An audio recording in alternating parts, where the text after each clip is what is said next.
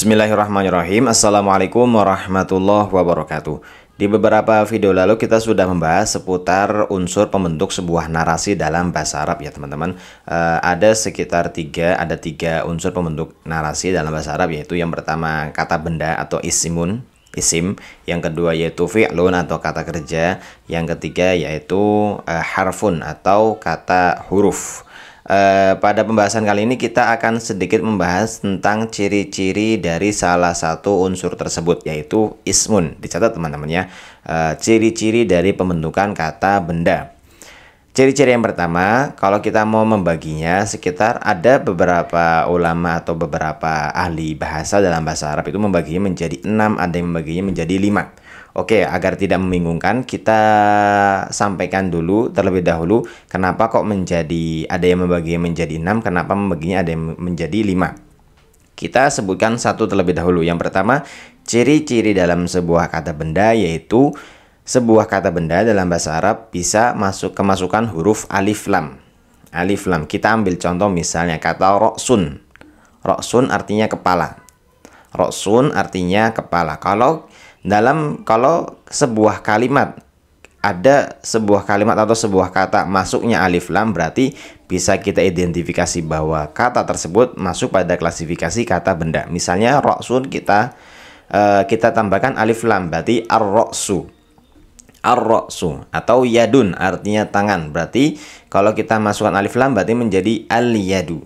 Atau misalnya sodrun artinya dada, berarti kalau kita masukkan alif lam berarti as-sodru. Jadi sederhananya atau ringkasnya bahwa kata benda salah satu cirinya bisa kemasukan alif lam. Dan ini sebelum masuk pada ciri-ciri yang kedua dan selanjutnya ya teman-teman, bahwa dari kelima atau 6 ciri-ciri yang tadi kami sampaikan, ada beberapa klasifikasi, bukan semuanya, tetapi kalau sudah masuk satu kriteria, jadi tidak harus masuk semuanya ke 6-6-nya ya, tetapi salah satu. Oke, kemudian kita masuk pada ciri-ciri yang kedua. Ciri-ciri kata benda yang kedua yaitu kalau tadi bisa kemasukan alif lam, kemudian bisa berharokat tanwin. Berharokat tanwin. Tanwin itu kan berarti an, in, un. Atau fathah tanwin, dhamma tanwin, dan kasroh tanwin. Kalau tadi kita sebutkan contohnya misalnya roksun, nah kata roksun itu kan kalau kita tulis ada tanda tanwinnya ya, roksun, sun di harokat terakhirnya ada dhammah tanwin. Atau bisa juga berharokat roksin, roksin, tergantung nanti perubahan akhir katanya disebabkan oleh apa faktornya. Kemudian bisa juga berupa menjadi roksan, atau tadi kita contohkan dada yaitu sodrun. Sodrun bisa berubah menjadi sodron, bisa berubah menjadi sodrin. Atau yadun, yadun bisa berubah menjadi yadan, bisa berubah menjadi yadin. Alhasil, ciri-ciri yang kedua dalam sebuah kata benda yaitu bisa menerima tanwin. Dan ini ada sedikit kutipan bahwa dalam tanwin dengan alif lam itu tidak mungkin bersatu. Jadi kalau kita melihat sebuah narasi atau dalam sebuah kata, itu tidak mungkin kita menemukan ada tanwin beserta alif lam. Kalau ada tanwin pasti tidak mungkin ada alif lam. Begitu pula sebaliknya. Kalau ada alif lam tidak mungkin ada tanwin. Jadi kalau kita menyebutkan misalnya sodrun, tidak mungkin tertulis as-sodrun. Tidak mungkin. Atau roksun, tidak mungkin ar-roksun. Pasti tanwinnya dihilangkan dari ar-roksu.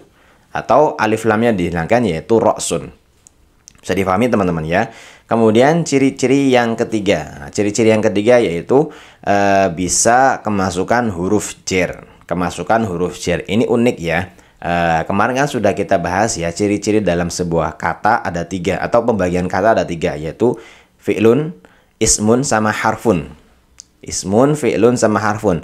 Pada kategori yang ketiga ini kan ada harfun. Harfun ini seperti yang kemarin kita bahas, yaitu menjadi sebuah faktor, menjadi berperan aktif dalam merubah sebuah kata dalam bahasa Arab. Misalnya kita barangkali bertanya, kalau kita membaca Al-Quran sering kita menemukan kata Allah. Kenapa dalam sebuah narasi Al-Quran kadang Allah itu berharokat Allahu, kadang bernarasi Allahi, kadang bernarasi Allaha.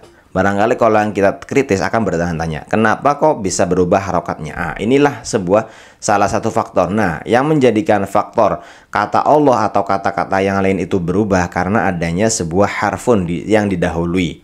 Nah, yang kita maksud yaitu ciri-ciri ismun atau kata benda yang selanjutnya, yang ketiga setelah kemasukan alif lam, kemudian setelah kemasukan bisa masuknya tanwin, yaitu bisa didahului dengan huruf jar. Nah, untuk detail pembahasan seputar huruf jar, insya Allah akan kita buatkan video khusus ya.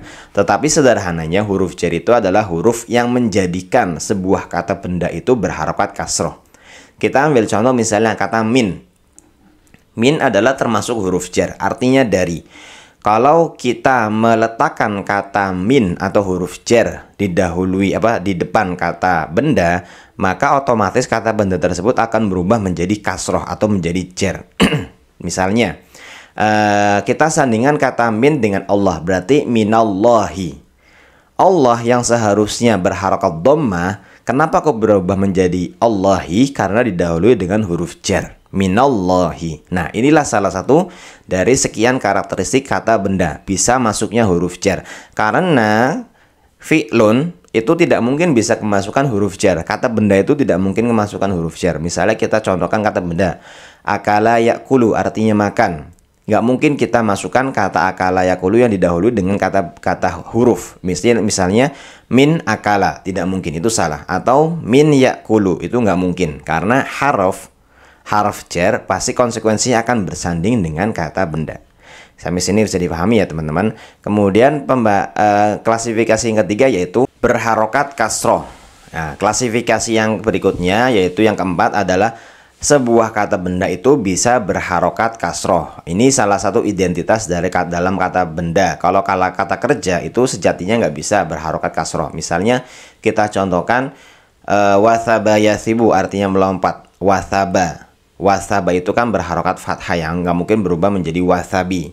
Atau yasibu nggak mungkin berubah menjadi yasibi, atau berubah menjadi yasibi, karena itu adalah kata kerja. Tetapi kata benda itu bisa berharokat kasroh. Misalnya tadi yang kita contohkan ya, kata Allahu. Kenapa ke Allahu bisa berubah menjadi Allahi? Karena yang tadi kami sampaikan ya teman-teman, bahwa seperti sejatinya sebuah kata benda, di samping dia kemasukan huruf jar, didahului huruf jar kayak tadi min dengan Allah berubah menjadi minallahi, kata benda itu sendiri bisa berharokat kasroh. Misalnya kita sebut kata roksun berubah menjadi roksin atau ar-roksi, atau sodrun al-sodri, yadun al-yadi, kemudian rijlun artinya kaki, yaitu ar-rijli. Jadi semuanya bisa berharokat kasroh. Dalam keadaan tertentu dia bisa berharokat kasroh.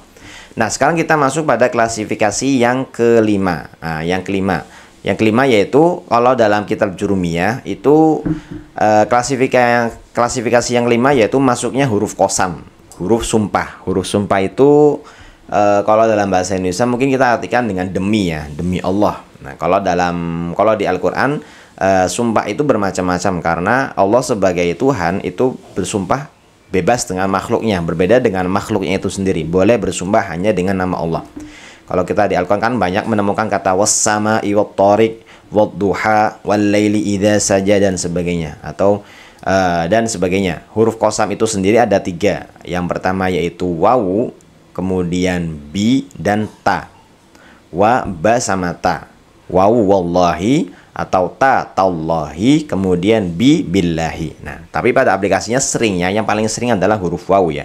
Nah, jadi kalau kita bersumpah atas nama Allah, pasti Allahnya itu, kata Allah akan diakhiri dengan huruf jar, huruf kasroh. Karena memang sudah menjadi konsekuensi, huruf wawu adalah wawu huruf jar. Walaupun nanti wawu itu banyak ya, ada wawu atof, ada wawu di awal kalimat dan sebagainya. Tapi wawu dalam redaksi ini, pembahasan ini adalah kemasukan huruf wawu atau huruf qasam, yang diantaranya adalah wawu, kemudian ba, kemudian ta.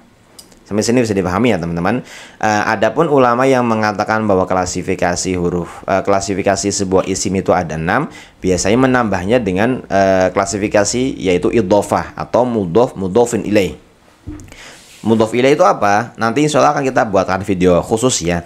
Di samping insya Allah akan kita buatkan video tentang apa itu huruf jar. Nanti akan kita bahas secara spesifik apa itu yang dimaksud dengan mudhof ilaih. Kalau secara sederhananya mudhof ilaih itu penggabungan dua kata atau lebih, atau biasanya menjadi sebuah kepemilikan ya. Misalnya kita gunakan kata baitun dengan Muhammadun. Baitun dengan Muhammadun. Baitun itu artinya rumah. Muhammadun adalah Muhammad. Kalau kita sandingkan dua kata tersebut ke dalam satu komponen, maka akan berubah menjadi Baitu Muhammadin. Baitu Muhammadin artinya rumahnya Muhammad. Rumahnya Muhammad. Atau kalau kita misalnya sebutkan kata pintu rumah, berarti babu baitin, pintu sebuah rumah.